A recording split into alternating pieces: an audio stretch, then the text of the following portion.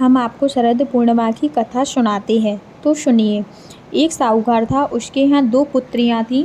दोनों पुत्रियाँ पूर्णिमा का व्रत करती थीं, परंतु बड़ी पुत्री पूर्णिमा का पूरा व्रत करती थी, छोटी पुत्री अधूरा व्रत करती थी, जिसके परिणाम स्वरूप उसकी संतान पैदा होते ही मर जाती थी। फिर उसने पंडितों से इसका कारण पूछा, तो पंडितों ने बताया कि तुम पूर्णिमा का व्रत पूरा नहीं करती हो, जिसके कारण तुम्हारी संतान पैदा होते ही मर जाती है। पूर्णिमा का पूरा व्रत विधि पूर्वक करने से तुम्हारी संतान जीवित रह सकती है। उसने पंडितों की सलाह पर पूर्णिमा का पूरा व्रत विधि पूर्वक किया। उसके लड़के हुआ, परंतु शीघ्र मर गया। उसने लड़के को पीढ़े पर लिटाकर ऊपर से ढक दिया। फिर बड़ी बहन को बुलाकर लाई और बैठने के लिए उसे पीढ़ा दे दिया। बड़ी बहन जब पीढ़े पर बैठने लगी तो उसका घाघरा बच्चे को छू गया। बच्चा घाघरा छूते ही रोने लगा। बड़ी बहन बोली, तू मुझे कलंक लगाना चाहती थी, देख मेरे बैठने से मर जाता है।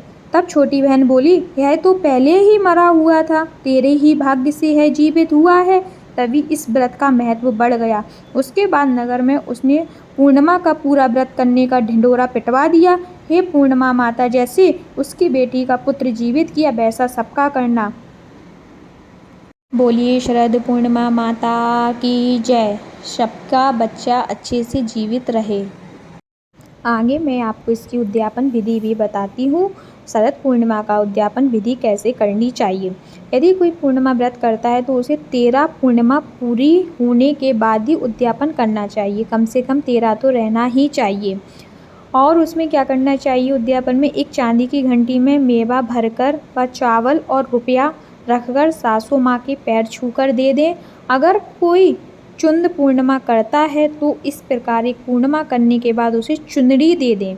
अगर कोई चूड़ी पूर्णिमा करता है तो 13 पूर्णिमा करने के बाद एक चूड़ा सासू माँ को दे दें और ब्राह्मणी को दे दें। यही इसकी उद्यापन विधि है, जो 13 पूर्णिमा तो करनी ही होती है। बाकी आपकी मर्जी, आप हमेशा रहते रहिए। जब तक आपका मन है तब तक आपसे व्रत रहना बनता है, तो आप आगे करते रहिए।